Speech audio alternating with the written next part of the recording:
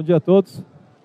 Enfim, trabalho na Ale Combustíveis, né, Alessat Combustíveis, nossa razão social, e sou gerente da área de segurança da informação e infraestrutura de TI. E gostaria de compartilhar um pouco com todos e provocar a reflexão no que diz respeito aos sistemas corporativos que estão dentro das empresas. Porque hoje toda empresa, já há mais de 10 anos se fala isso, o maior ativo da empresa são as informações. E as empresas elas estão se informatizando, enfim, se digitalizando e tudo está dentro de sistemas. Mas como será que existem, como é que são esses sistemas dentro das empresas? Esse é o primeiro ponto. Porque existem muitas perguntas e muitas preocupações dos gerentes de rede, CIOs, enfim, administradores de sistema, sobre o que é inseguro. E geralmente eles estão se perguntando, onde é que está a maior ameaça do negócio? Está lá nos endpoints, será que eu preciso colocar antivírus? O cara vai lá e coloca antivírus. Ah, está nas minhas aplicações web. Ah, não, eu contratei uma boa software house para colocar, para fazer minha aplicação web. Será que meu data center está seguro? Tem, enfim, fisicamente, a parte de continuidade. Será que as minhas transações online, elas estão seguras, não estão? Será que eu tenho que me preocupar com BIOD ou eu tenho que me preocupar com redes sociais dentro da minha empresa? Então, essas são dúvidas comuns do dia a dia que, enfim, gerentes de sistemas, CIOs, administradores de rede têm se perguntado.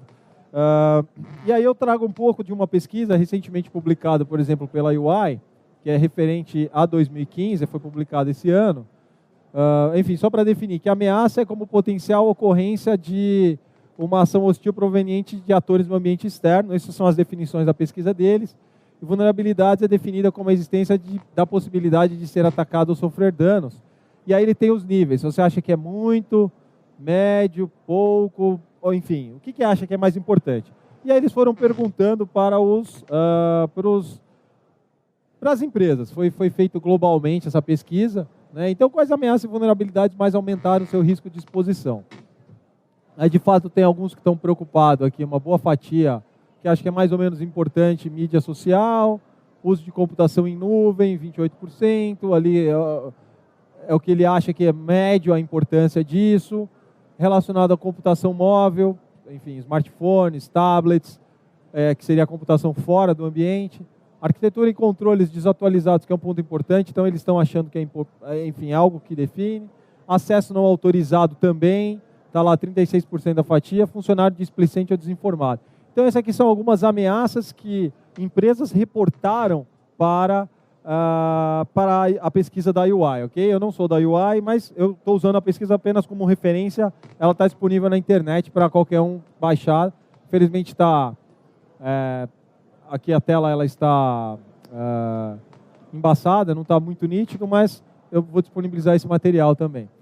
E aí, quando perguntam em ameaça, o que é ameaça para o seu ambiente? Desastres naturais, espionagem, ataque cibernético. Se a gente olhar aqui, ataque cibernético para roubar informações financeiras, ataque cibernético para interromper ou descaracterizar uma organização, né, ataque zero day. Então, existem N preocupações que a empresa ela tem hoje dentro do ambiente, que ela trabalha buscando soluções de parceiros, soluções, enfim, de fabricantes, melhorias de processos internos. Existem N ações e N preocupações dentro do ambiente. Mas eu quero chamar a atenção aqui, nessa palestra, para um item que, desde a época que eu fazia consultoria para empresas, e hoje, dentro do ambiente, eu estou há quase 3 anos aí, trabalhando na Ale, e eu, enfim, tive a oportunidade de criar essa área de segurança lá dentro e de passar a trabalhar segurança dentro de uma grande empresa, né, que, enfim, fatura aí mais de 10 bilhões de reais por ano, é uma empresa brasileira, e que a gente está trabalhando e maturando a área de segurança, que são as aplicações web. Tá?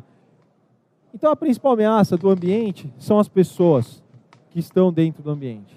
Porque são as pessoas que fazem o quê? São as pessoas que instalam a aplicação, são as pessoas que criam os processos, são as pessoas que escolhem a aplicação que vai ser feita, é o ser humano que esquece, se a gente olhar aquela pesquisa anterior, é o ser humano que esquece o procedimento, é o cara que deixa a porta aberta, que faz a aplicação mal feita, e etc, etc.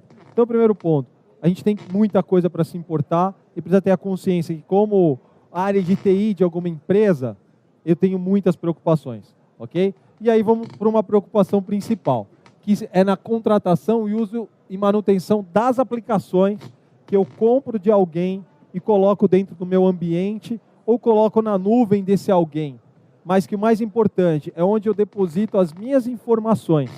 É onde eu me deparava quando consultor, indo para a empresa fazer consultoria, e hoje lá dentro do ambiente interno, que não deixa de ser uma consultoria, porque a gente, como área de segurança, está fazendo consultoria para a área de sistemas, que está contratando, que está implantando e que está consumindo informações.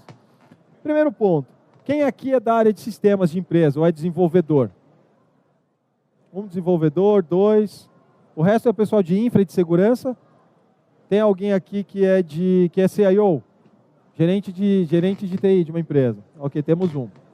Vamos lá. Quem conhece a OASP? Pode levantar a mão? Vamos lá, 20% da nossa audiência aqui, ok? Talvez na web muitos outros devam conhecer a OASP.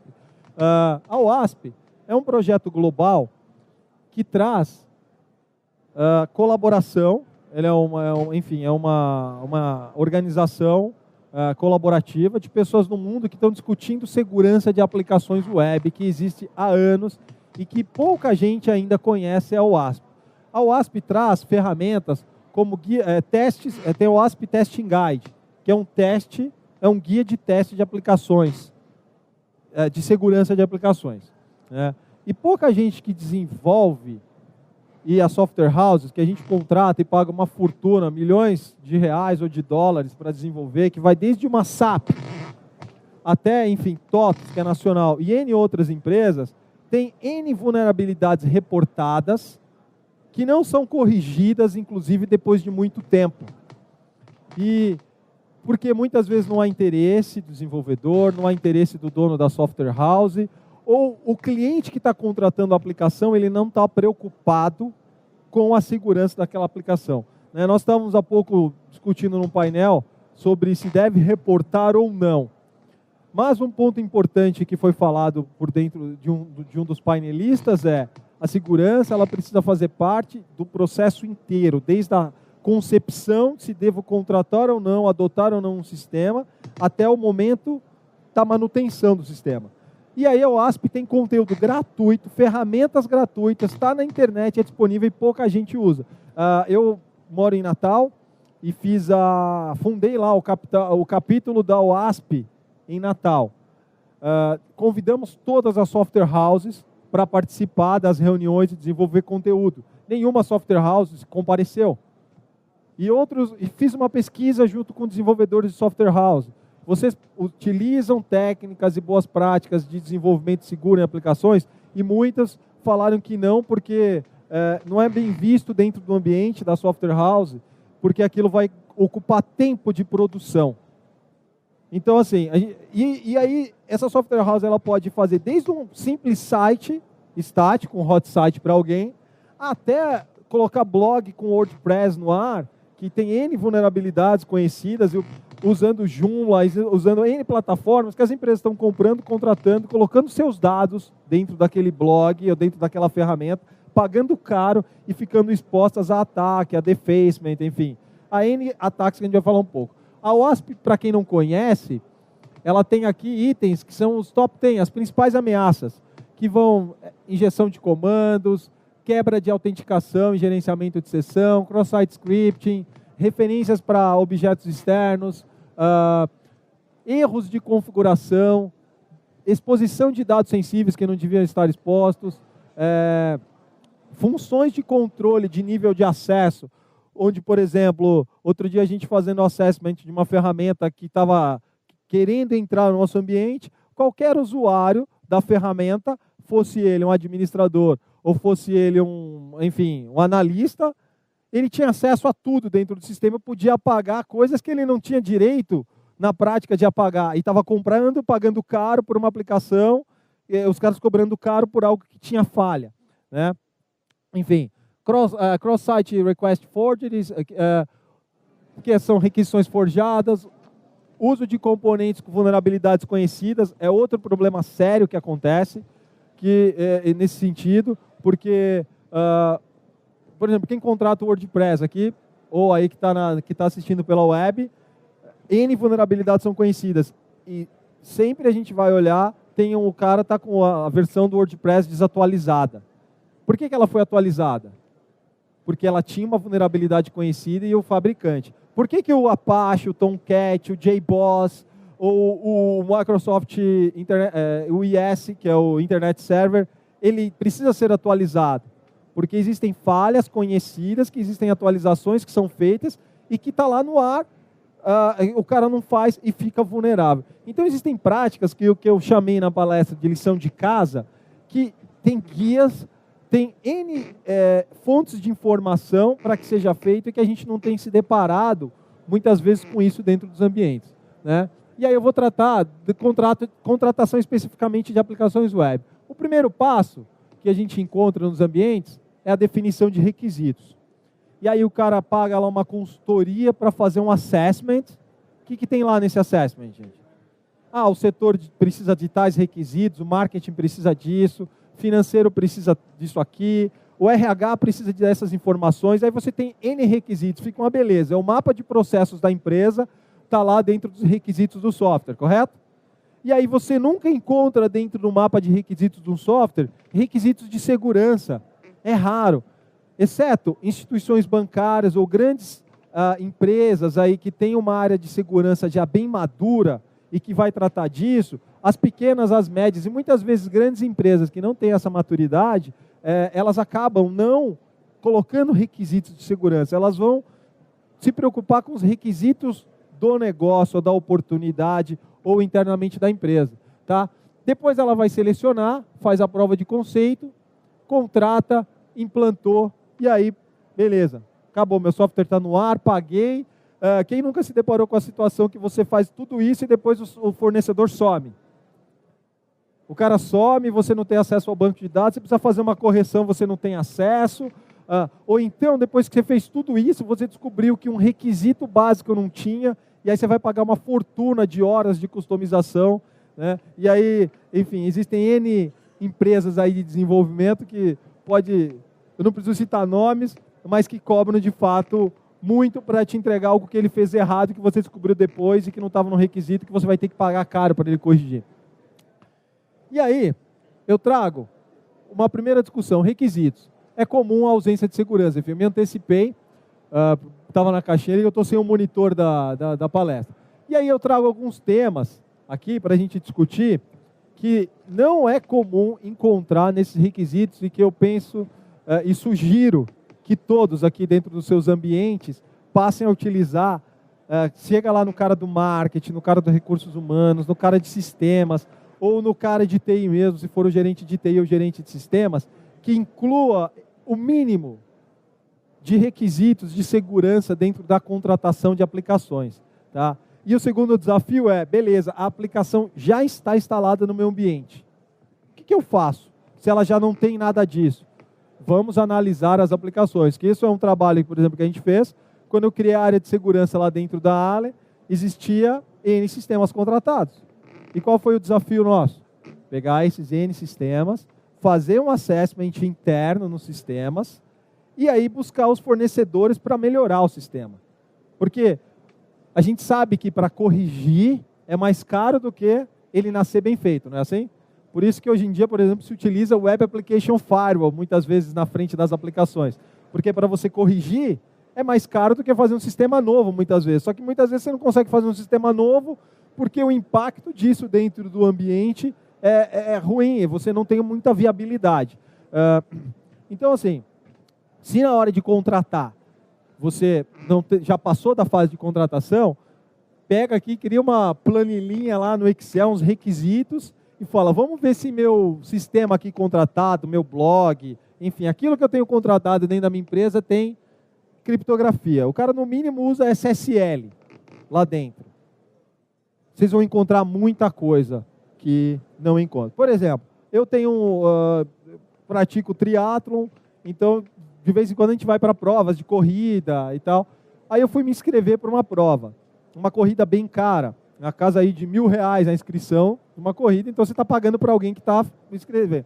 O site onde você faz a inscrição, que eles pedem todos os meus dados pessoais, não tem um SSL no mínimo. Então, se não tem um SSL, você vê que já deve ter N outras vulnerabilidades naquele site. E aí eu fui reportar para o cara que eu queria fazer inscrição, mas eu queria segurança no site. O cara me falou, não, quando você clicar em pagar, aí você vai ser direcionado para uma área segura, porque é o PagSeguro do UOL que faz. Mas e ali o meu nome, meu CPF, a data de nascimento? Tem N dados pessoais que ele não está preocupado com a minha privacidade. Né? Aconteceu isso outro dia num congresso, numa inscrição também, que eu reportei para o cara, que quando você preenchia no formulário enviar, na primeira fase, tudo passava na linha de comando, na URL. Então não tinha desenvolvimento que colocava no banco de dados. Péssimo desenvolvimento.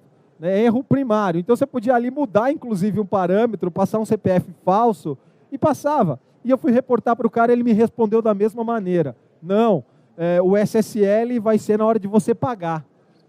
Só que o cara tanto da competição de esportes, que eu fui fazer a inscrição, eu estou usando isso como exemplo, mas com certeza acontece na vida de muitos nós aqui, como usuários de internet. Né? Ou, lá no congresso que eu fui, eles estão pagando caro para aquela empresa que está vendendo ou alugando aquele sistema para ele fazer a inscrição. Concordam? Tem alguém pagando, porque ninguém vai fazer um serviço e dar de graça, exceto o Eventbrite, que dá lá inscrições de graça para o evento. Mas se você cobrar, ele vai te cobrar um percentual. Ele é teu amigo se você estiver dando de graça para as pessoas a inscrição, mas se você for pagar. Mas, fora isso, eles têm N outras aplicações, de N situações, que eles fazem mal feito. Metodologia de autenticação. Pô, usar 2 fatores hoje é caro? É difícil? Você tem sites na internet que mandam SMS, que pode imprimir cartões de batalha naval. Isso não é discutido geralmente dentro das empresas. Né? E aí, para piorar, ele não usa 2 fatores e ele ainda tem um padrão de senha fraco. É comum encontrar sistemas que aceitam senhas com 2 caracteres. Senhas web, seja um blog, seja uma intranet, seja um sistema, enfim, de gestão de dados que tem dentro de grandes empresas que elas estão pagando para alguém. Então, assim, eu falo com ênfase porque eu sou indignado com isso.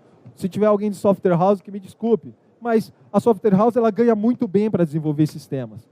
Mas ela nem sempre está preocupada no que dentro do hall de qualidades não entra a segurança dela.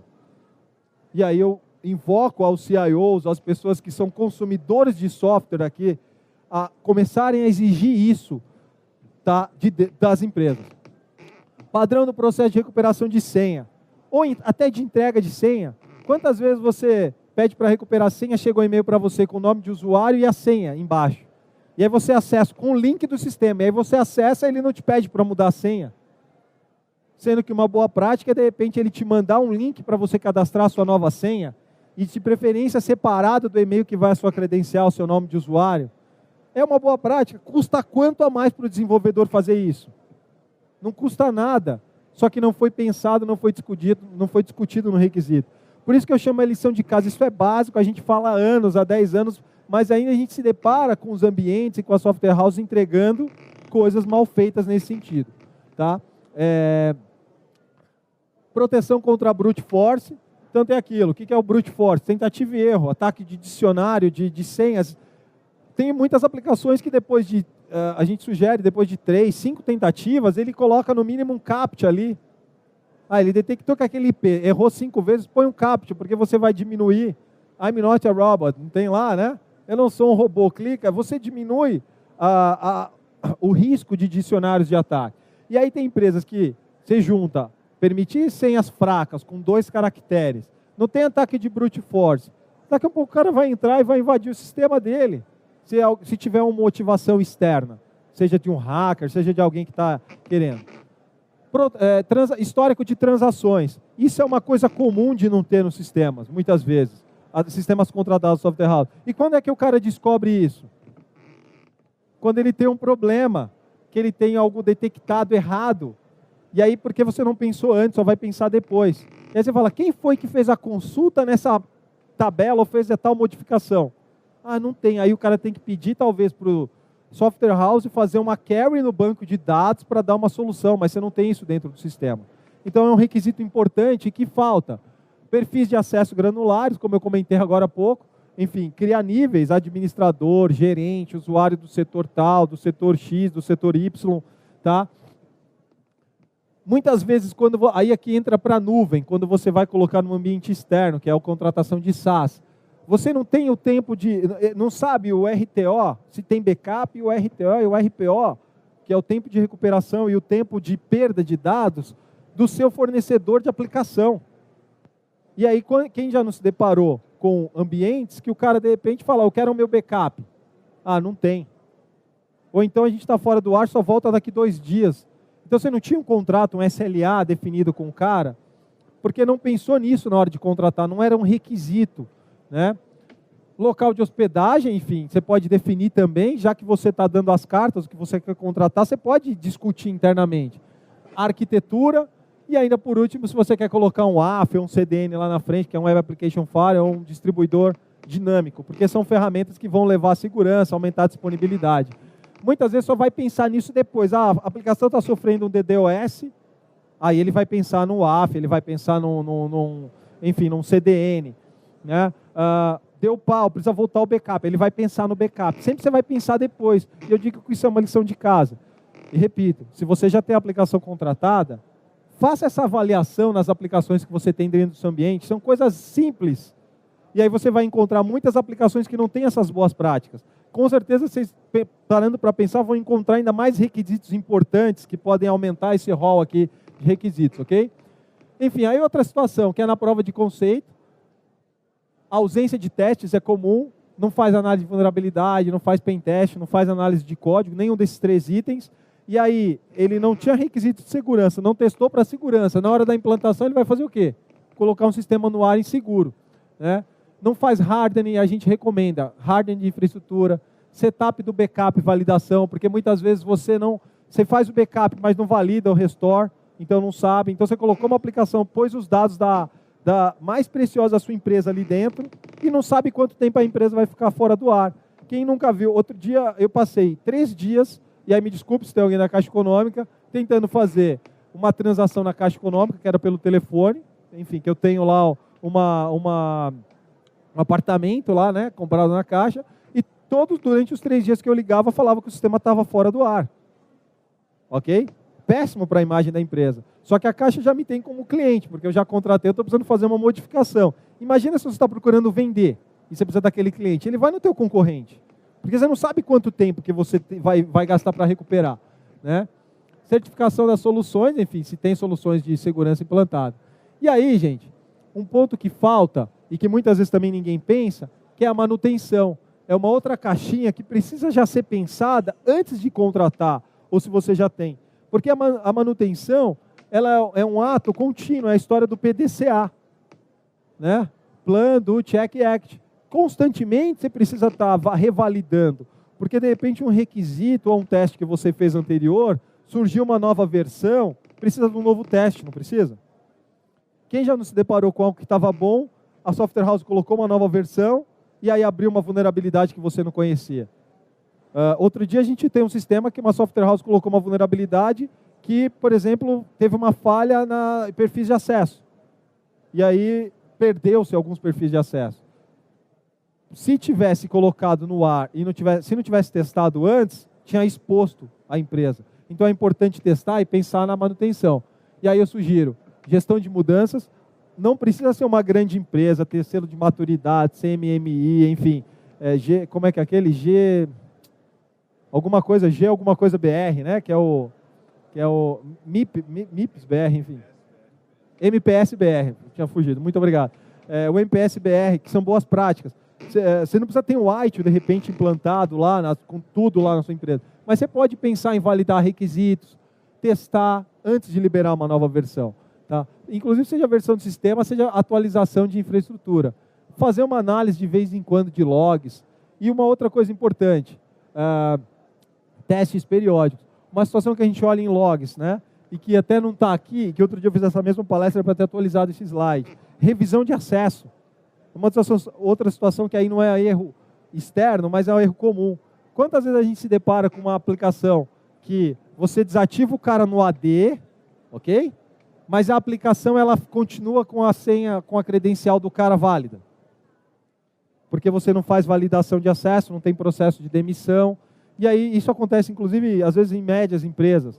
Né? Outro dia uma empresa de compra de um plano de saúde, eu me deparei com uma situação, foi pedido um auxílio. A compradora saiu. E eles têm um sistema de compras, de leilão reverso. A compradora saiu. Foi trabalhar no fornecedor. E não desativaram a senha dela. Então o que ela tinha? A senha da parte de compras, aí ela entrava como compras via a melhor proposta, aí depois entrava como fornecedor e colocava o menor preço. E aí, por quê? Porque foi um processo falho de dentro da empresa, na hora de demissão. Né? Então, enfim, isso é importante. Assim, eu tinha colocado revisão credenciais. Vamos lá. E aí, enfim, é o último slide. Como referências, recomendações, né? A 27002, ela tem lá uns 200 controles que são interessantes de você olhar. Com certeza, se procurar na internet, você vai encontrar esses controles da 27002. E aí você tem controles de gestão de mudanças, de atualização, de backup, de continuidade. Que se você olhar, pô, eu tenho isso aqui, eu não tenho. E aí você vê que não tem, você vai buscar ter. Quanto custa isso? De repente, se você quiser comprar a 27002, não é caro, né? Você vai lá na BNT, compra e você tem o guia para utilizar. Os testing guides da WASP, gratuitos, estão lá. Tem ferramentas, tem guias mesmo, análise de código, enfim, tem N situações, tá, de graça. E os relatórios de segurança da indústria, que também estão mostrando onde está mais vulnerável, onde é que tem mais medo. É bem importante o consumo desse material. É importante a gente gastar tempo pensando nisso, ok? É isso. Muito obrigado, enfim, a todos. Se tiverem perguntas, não sei se tem tempo para perguntas, mas é isso que eu gostaria de compartilhar como experiência. Tempo esgotado, então, muito obrigado. Eu estou no resto do dia aí, a gente pode conversar. Obrigado a todos, pessoal. Muito obrigado, Rodrigo. Obrigado, parabéns pela apresentação.